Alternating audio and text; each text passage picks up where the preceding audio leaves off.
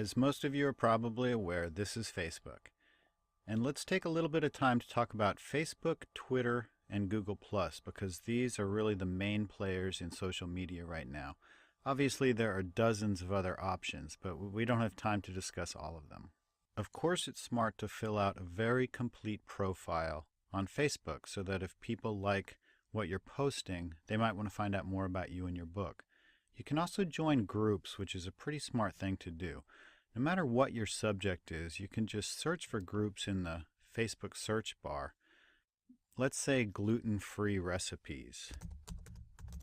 And then as soon as you've typed in gluten-free, you find communities, group, people who are discussing gluten-free stuff. Any subject you're interested, maybe not gluten-free, maybe romance. And so if you write romance, maybe you want to join some of these groups. And some of them allow you to post about your book and others don't, but this is a great place to meet up with like-minded people, both writers and readers. This is the profile page of a friend of mine named Sonia Marsh, and she's obviously an author, and you can see that she's branding her books on her personal page. Now, some authors prefer creating a book page. I personally don't find those pages very effective. Pages that are just dedicated to you, about you, that also have your book on it, in my opinion, are more effective.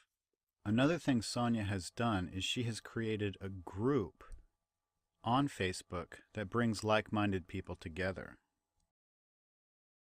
This is her group, and it might be hard to read the title, but it's called Gutsy Indie Publishers.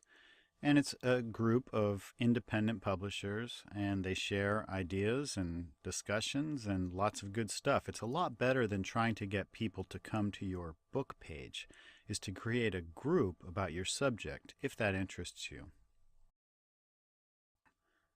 Twitter is another must-have in my opinion because it links with all of your other things. It can link with your Facebook, with your Google+, it can link with your website and your blog. It's really important to have a Twitter account and to get involved with people who share similar interests with you. Now, you may find some people who have well over 100,000 followers, and they probably follow 100,000 people too. There are programs that you can use, and they're listed in the PDF ebook that you have if you want to do that. Otherwise, you can focus on smaller quality people. I, for example, have almost 2,000 followers, and I follow about the same number of people. But these are all typically authors, and it's a much higher quality concentration of people. You can really go either way. If you scroll through my Twitter newsfeed, for example, you'll see some hashtags like must read or romance. Here's obviously another person with a book. They've got a romance hashtag. And this hashtag has something to do with writing, and I don't even know what it is. Obviously, the link to his book. And so this is a good idea to scroll through and check out some of the hashtags that people are using to help sell their books, basically. You can also do hashtag searches for subjects you're interested in. Maybe you do writing about UFOs, and so if you do hashtag UFO and insert that, you can get a sense of how many people are using that hashtag. So here's a tweet that came up 5 minutes ago. This one says 17 hours, but I have a feeling down here we'll find more. Yeah, here's one from 28 minutes ago, and less than an hour ago, and about an hour ago. So using a hashtag for a subject search is a way that you can find like-minded individuals, and these people might be smart to follow, and they might follow you back.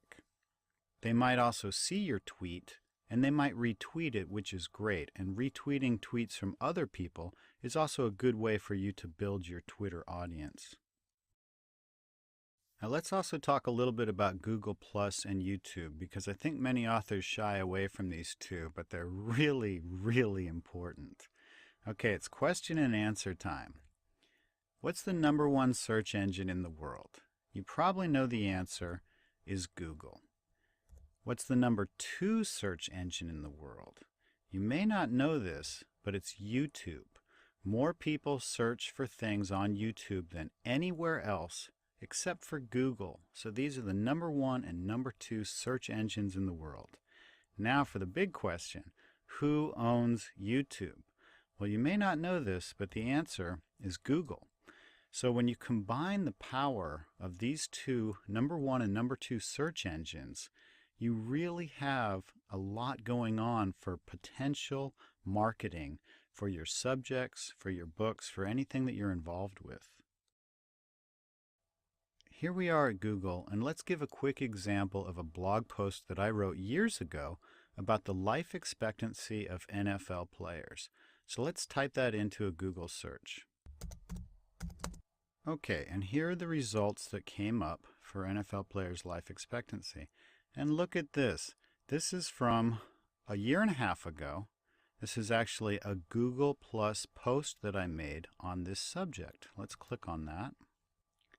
This is why Google Plus is so important. I made a post about it on Google Plus, and that has a lot of SEO power. So if people are interested in this subject, they may click on the link to get more information on this topic. And then hopefully they'll enjoy the blog post that I wrote on the topic, and then they might find other things of interest, like my books, for example, and go to Amazon and hopefully buy a book. Now Google Plus works very much like Facebook, and if you go to Google Plus and check it out and scroll through it, you'll see that it's very similar to Facebook. People are leaving posts, doing things like that. And one of the things I like about Google Plus is I can populate it with just the writing community. And I can save Facebook for my friends and family and the writing community. But with Google Plus, I can just use it for the writing community. Another really nice thing about Google Plus are the Hangouts. And if you go through the Home tab and click on Hangouts, you can have a video hangout with multiple people. And these can also become YouTube videos. If you just click on Hangouts on Air and create a Hangout on Air, you can give it a name, invite people to it, make it public or make it not public, and start it. And if you connect it to your YouTube account, it will automatically become a YouTube video. And this is great for interviews or doing informational stuff, or just playing around. Here we are at YouTube, and as an example, I did an interview with the famous indie author Hugh Howey. And so if we type that into a search, Hugh Howey interview, enter, and obviously Hugh Howey's done many interviews. If we scroll down just a little bit here, this is the interview that Hugh and I did as a Hangout on Air. And the audio is obviously muted, but Hugh's being interviewed, and here I am interviewing him, and there are a couple of other people in the room listening with us. But anyway, Hangouts on Air are a great way to create interviews or to really do a lot of things. When CreateSpace came out with the choice of matte covers versus glossy covers, that was an opportunity to create a video on matte versus glossy covers, which people might search at YouTube. And so fortunately, my video is one that comes up really high in searches. And even though it doesn't have hundreds of thousands or millions of views, it does have thousands of views. And if people want to find out more about me or my books, they can click on it from here. And so that's why I think YouTube is a wonderful place to do some social marketing, as well as Google+. Now the ones that I've just listed may not be your favorites, and that's okay, but pick 1, 2, or 3 and just get involved and treat it like a diet or an exercise program where you do a little bit each day or a little bit each week, and over the months the results will really be worth it.